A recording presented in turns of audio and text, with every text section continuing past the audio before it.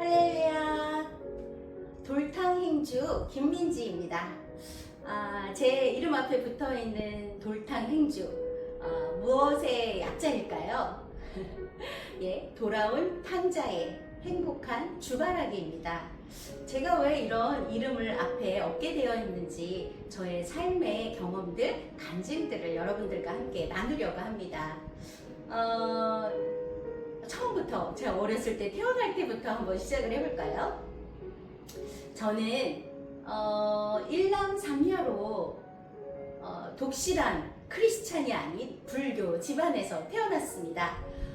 때마다 절에 가서 온 가족들이, 저희 가족뿐만이 아니라 큰 집, 작은 집 다 이렇게 온 가족들이 절에 가서 그렇게 불공을 드리는 그런 독실한 불교 집안이었는데요. 그런 제가 어떻게 주님을 만나게 되었을까요? 정말 운이 좋은 케이스였는데요. 저희 집 앞에 개척교회가, 조그만 개척교회가 생긴 거예요. 이제 가정에서 시작하는 이런 가정교회 같은 개척교회인데요.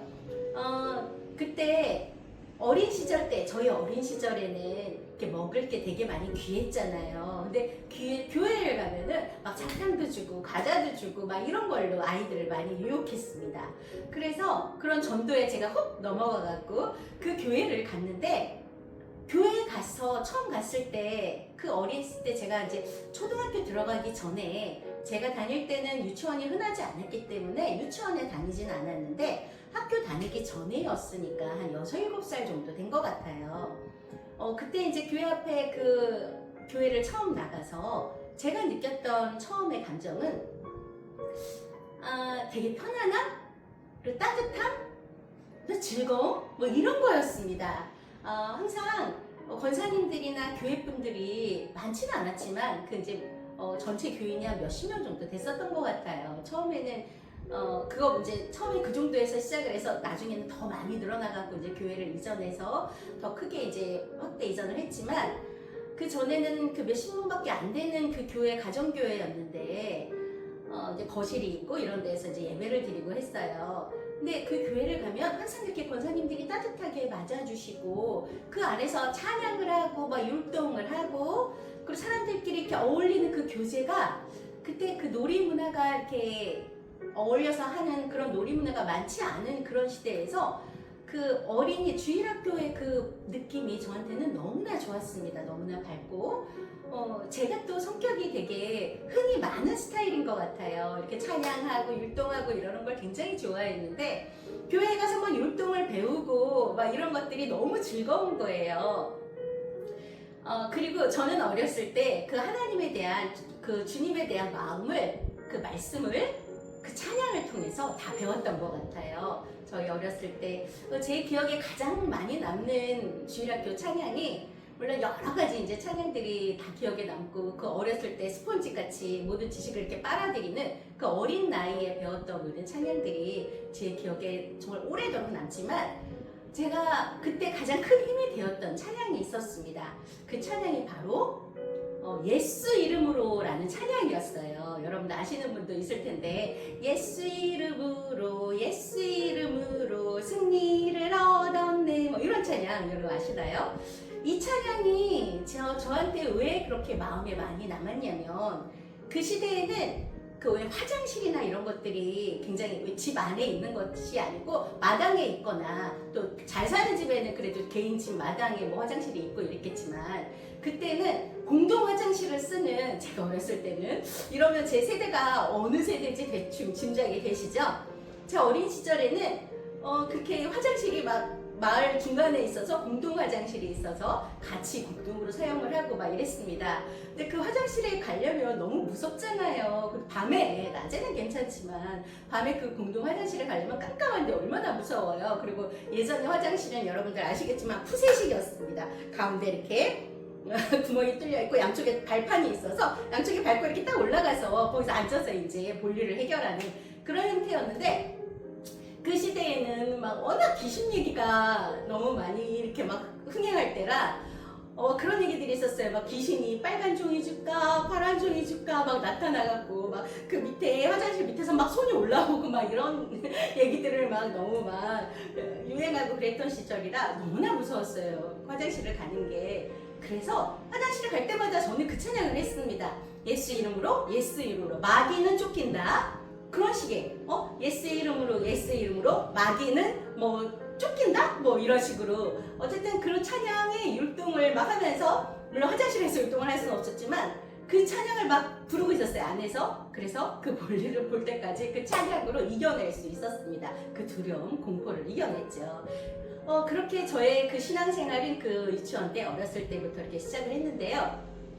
아까 말씀드렸다시피 저희가 독실한 불교 집안이라고 했잖아요. 그 불교 집안이 저희 아빠 그 가족들, 아빠 그 친척들부터 그 모두가 다 그렇게 독실한 크리스찬이었기 때문에 그 할머니, 친할머니 그 가족들 다 그렇게 다 같이 절에 다니던 시절이었거든요. 그래서 저도 어렸을 때 뭐 석가탄신일이나 이럴 때는 다 같이 이제 저기 절에 가서 막 그렇게 불공을 드리고 같이 도시락을 나눠줘서 거기서 점심을 먹고 했던 기억들이 있습니다.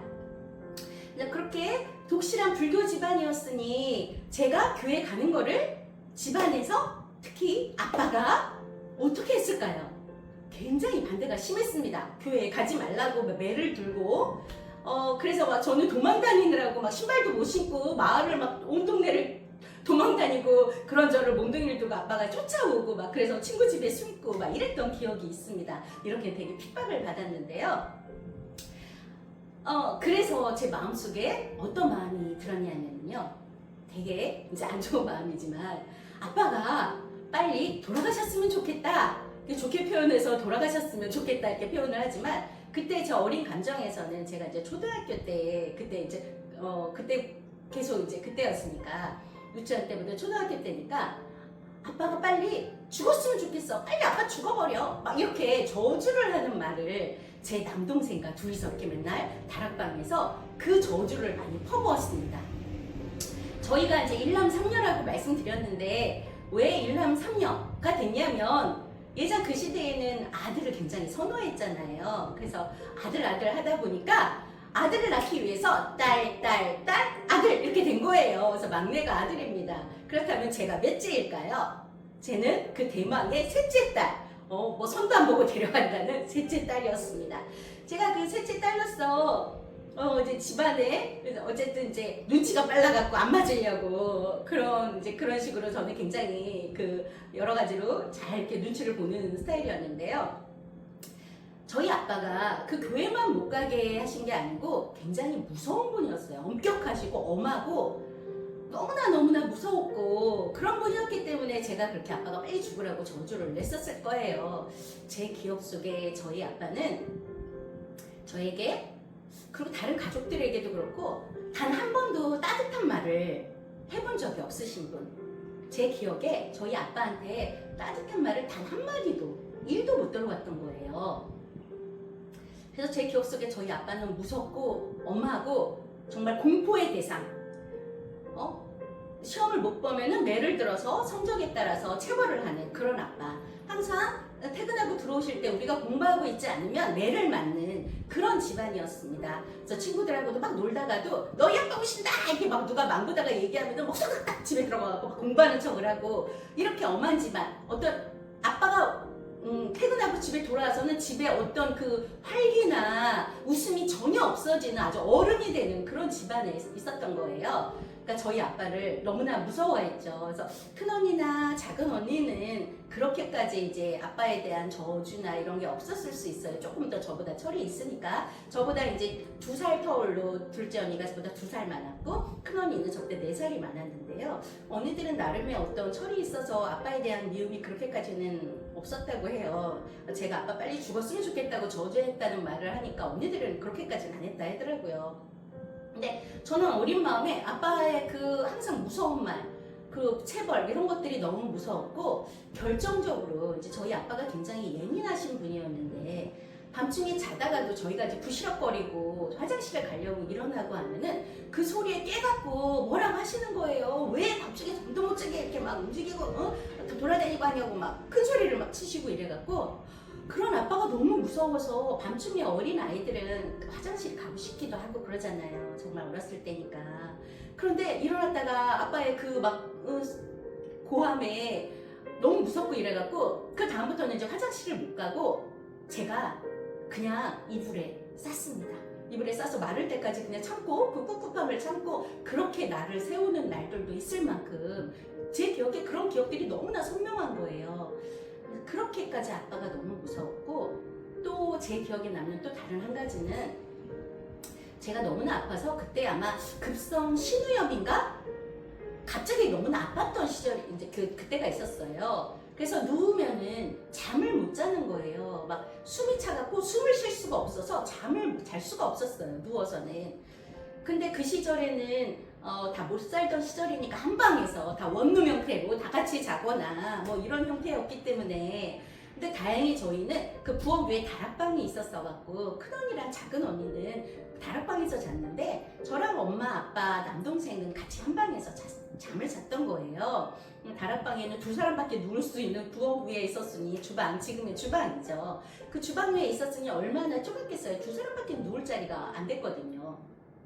그래서 큰언니와 작은언니는 다행히 그 아빠를 피해서 둘은 다락방에서 잤지만, 저랑 남동생은 엄마 아빠랑 같이 잠을 자야 되는데 제가 누우면 숨을 쉴 수가 없어서 잠을 못 자니까 막 헉헉거리고 이렇게 막 신음을 했습니다. 잠을 못 자서 막 이렇게 했는데, 그때 저희 아빠가 저의 이 신음소리를 듣고 잠을 못 잔다고, 그러니까 저희 아빠 같은 경우는 너무나 이제 생활에 찌들려 있었기 때문이라는 걸 지금은 어느 정도 아주 조금 이해가 됐어요. 그래서 아빠에 대한 용서도 지금은 어느 정도 되고 했지만, 그때 어린 마음에는 어떻게 부모가 저럴 수가 있지? 자식이 지금 잠을 못 자고 이렇게 숨을 헐떡이고 신음을 하고 있는데 어떻게 아빠는 저렇게 내일 아침에 출근해야 되는데 잠 못 자게 한다고 자식을 저렇게 고함을 치고 승질을 내고 저럴 수가 있을까?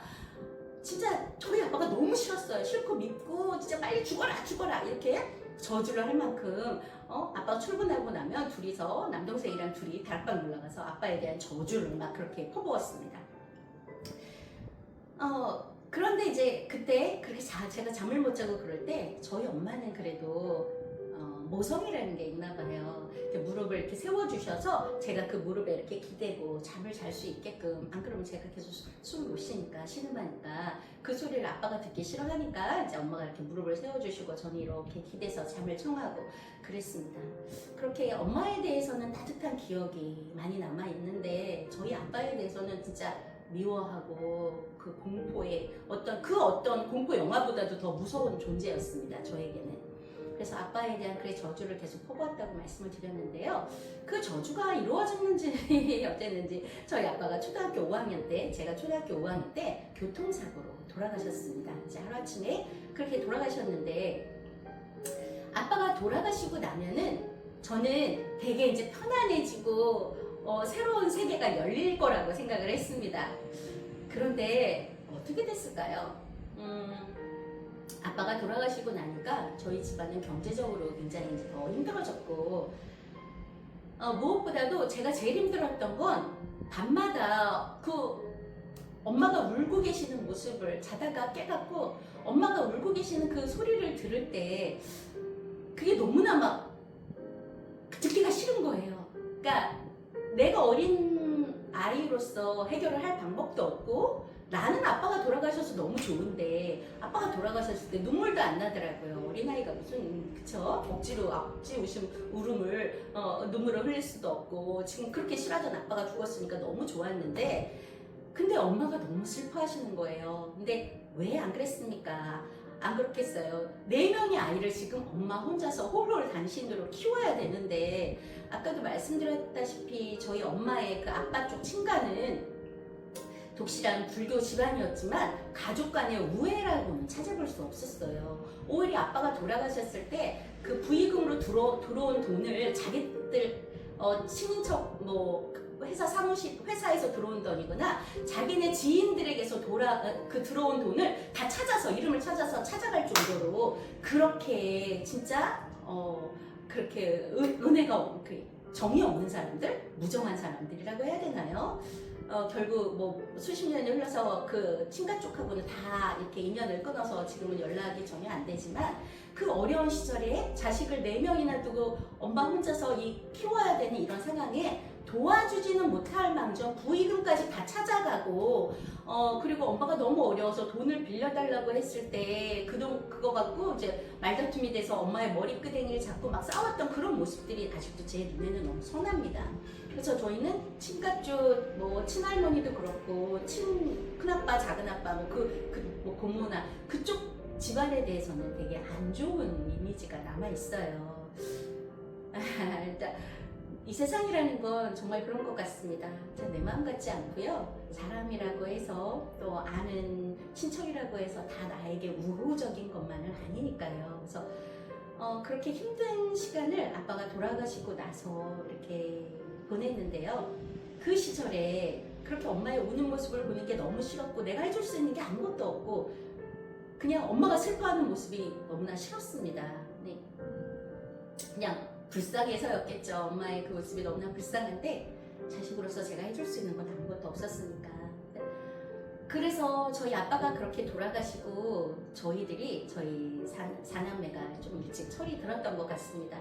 저희들은 다 이제 자립심이 강한 그런 아이들로 성장을 했고요. 저희 엄마는 아빠 목까지 이제 나가서 돈을 벌어야 되니까 생업정선에 이제 끼어드셨기 때문에 저희는 아침부터 저녁까지 엄마가 없는, 아빠도 엄마도 없는 삶을 살아가기 시작했어요.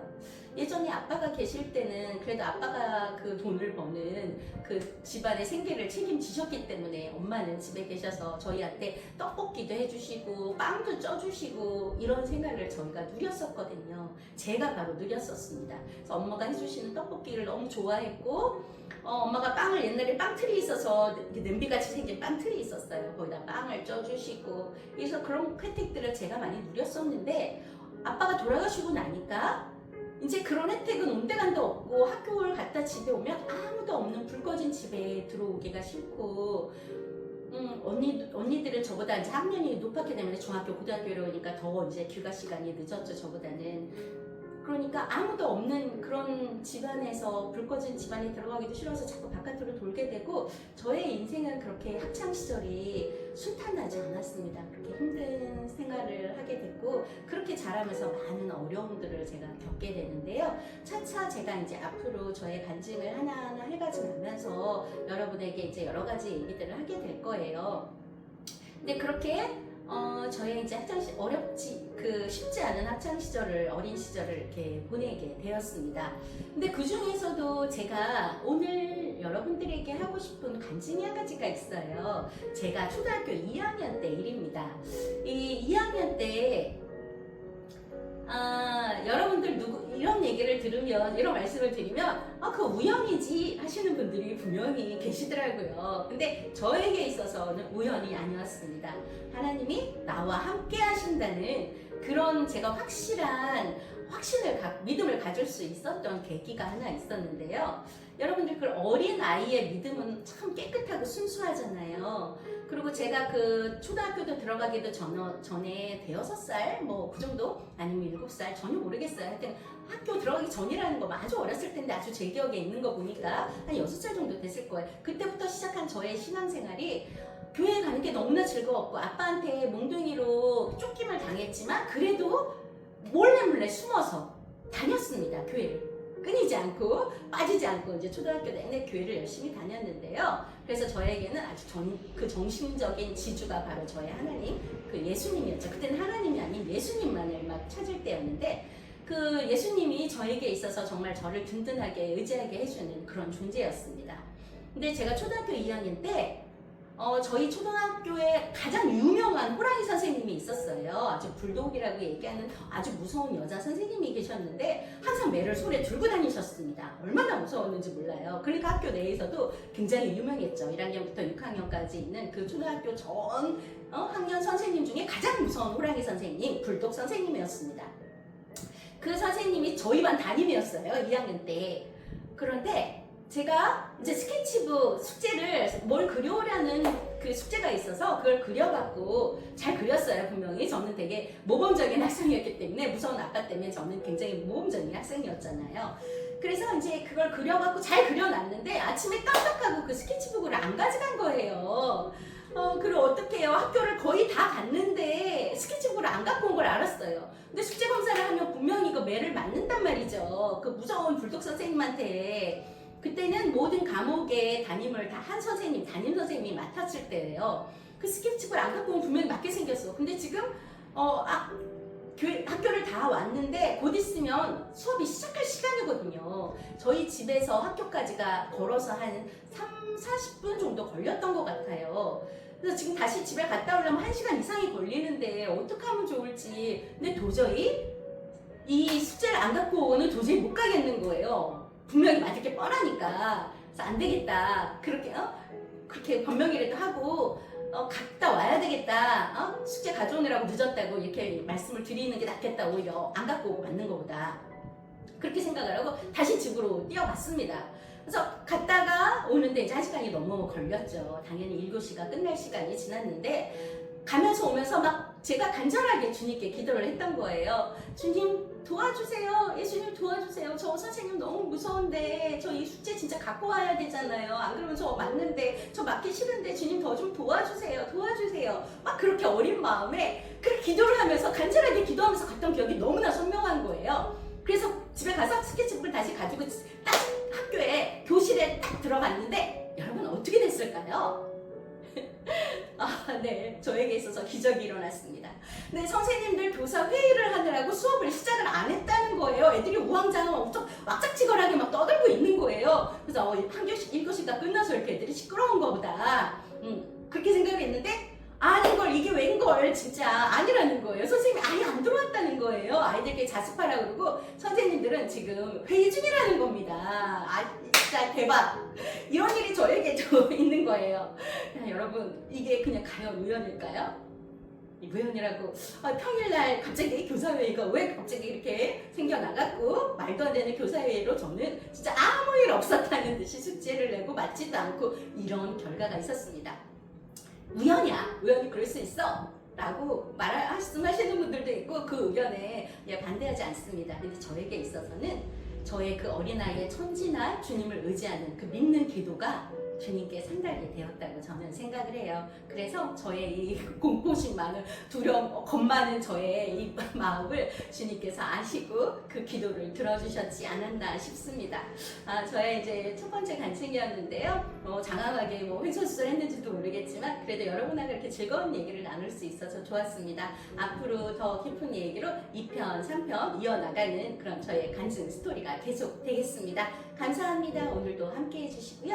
함께 해주셔서 감사드리고 다음에도 또 뵐게요. 안녕.